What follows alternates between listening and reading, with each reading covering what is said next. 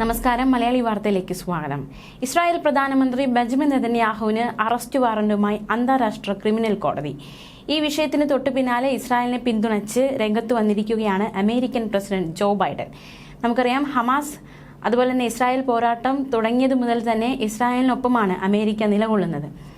Arrest warrant പുറപ്പെടുവിക്കണമെന്ന അന്താരാഷ്ട്ര criminal കോടതി പ്രോസിക്യൂട്ടറുടെ ആവശ്യത്തിനെതിരെ രൂക്ഷ വിമർശനമാണ് ജോ ബൈഡൻ ഉന്നയിച്ചത്.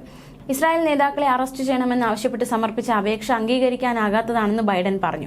പ്രോസിക്യൂട്ടറായ വ്യക്തി എന്തു തന്നെ പറഞ്ഞാലും ഇസ്രായേലിനെയും ഹമാസിനെയും താരതമ്യം ചെയ്യാനാകില്ല. ഇസ്രായേലിന്റെ സുരക്ഷയ്ക്ക് ഭീഷണിയാകുന്ന ഏതൊരു കാര്യത്തിനെതിരെയും അമേരിക്ക ഇസ്രായേലിനൊപ്പം തന്നെ നിൽക്കുമെന്നും ബൈഡൻ വ്യക്തമാക്കി. പ്രസ്താവനയിലൂടെയാണ് ബൈഡൻ ഇക്കാര്യം അറിയിച്ചത്. ഇസ്രായേൽ ഹമാസ് സംഘർഷം അവസാനിപ്പിക്കാനുള്ള ശ്രമങ്ങളെ കോടതിയുടെ നീക്കം പ്രതികൂലമായി ബാധിച്ചേക്കാമെന്ന് US സ്റ്റേറ്റ് സെക്രട്ടറി ആന്റണി ബ്ലിങ്കന് മുന്നറിയിപ്പ് നൽകി. ഈ വിഷയത്തിൽ ഏതെങ്കിലും തരത്തിലുള്ള നടപടിയെടുക്കാൻ ICCക്ക് അധികാരമുണ്ടെന്ന് കരുതുന്നില്ലെന്നാണ് വൈറ്റ് ഹൌസ് വക്താവ് ജോൺ കിർബി അറിയിച്ചത്. ഇത്തരം ശ്രമങ്ങളെ അമേരിക്ക ശക്തമായി അപലപിക്കുകയാണെന്നും അദ്ദേഹം വ്യക്തമാക്കി. നിലവിൽ ഇരു കൂട്ടർക്കുമിടയിൽ നടക്കുന്ന സമാധാന ശ്രമങ്ങളെയും ഈ നീക്കം പ്രതികൂലമായി ബാധിച്ചേക്കുമെന്നാണ് അമേരിക്കയുടെ വിലയിരുത്തൽ. ബന്ദികളെ വിട്ടയക്കുന്നതിനും ഗാസയിലേക്ക് മാനുഷിക സഹായങ്ങൾ എത്തിക്കുന്നതിനും വെടിനിർത്തൽ കരാർ നടപ്പാക്കുന്നതിനും വേണ്ടിയുള്ള ശ്രമങ്ങൾ ഇരുപക്ഷത്തിനുമിടയിൽ നടന്നുകൊണ്ടിരിക്കുകയാണ്. എന്നാൽ ഇപ്പോൾ നടന്നതുപോലെയുള്ള കാര്യങ്ങൾ സമാധാന ശ്രമങ്ങളെ പ്രതികൂലമായി മാത്രമേ ബാധിക്കൂ എന്നാണ് ആന്റണി ബ്ലിങ്കൻ അറിയിച്ചത്. ഇസ്രായേലിന്റെ ഉന്നത നേതാക്കൾക്കെതിരെ ഇതാദ്യമായാണ് അന്താരാഷ്ട്ര കോടതി അറസ്റ്റ് വാറന്റ് പുറത്തിറക്കിയിരിക്കുന്നത്.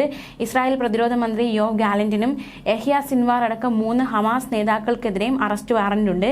ഹമാസിന്റെ രാഷ്ട്രീയ നേതാവ് ഇസ്മായിൽ ഹനിയ, ഗ്രൂപ്പിന്റെ സൈനിക മേധാവി മുഹമ്മദ് ഡീഫ് എന്നിവർക്കെതിരെയും അറസ്റ്റ് വാറന്റുണ്ട്. ICCയിലെ പ്രോസിക്യൂട്ടറായ കരീം ഖാൻ കേസി ഈ ഒരു കേസുമായി ബന്ധപ്പെട്ട് അന്താരാഷ്ട്ര മാധ്യമങ്ങളോട് പ്രതികരിച്ചത് ഇപ്രകാരമായിരുന്നു: മാനവരാശിക്കെതിരായ നിരവധി കുറ്റകൃത്യങ്ങൾ നെതന്യാഹു ചെയ്തെന്ന് തെളിയിക്കുന്ന വിവരങ്ങൾ പക്കലുണ്ട്. മുഹമ്മദ് ഡീഫും യഹ്യ സിൻവാറും ഗാസയിലാണുള്ളത്. ഖത്തറിലാണ് ഇസ്മായിൽ ഹനിയ എന്നാണ് റിപ്പോർട്ടുകൾ. കൂട്ടക്കൊല, ബലാത്സംഗം, ബന്ദികളാക്കൽ, തടങ്കിൽ വെച്ചുള്ള ലൈംഗിക അതിക്രമങ്ങൾ തുടങ്ങിയ കുറ്റങ്ങളാണ് ഹമാസ് നേതാക്കൾക്കെതിരെ ചുമത്താനിരിക്കുന്നത്. ഉന്മൂലനം, കൂട്ടക്കൊല, പട്ടിണിക്ക് കാരണക്കാരാക്കുക, സാധാരണക്കാരെ ബോധപൂർവ്വം ലക്ഷ്യം വെച്ച് ആക്രമിക്കുക, മാനുഷിക സഹായങ്ങൾ തടയുക തുടങ്ങിയ കുറ്റങ്ങളാണ് നെതന്യാഹുവിനെതിരെ ചുമത്താനിരിക്കുന്നത്. ന്യൂസ് ഡെസ്ക്, മലയാളി വാർത്ത.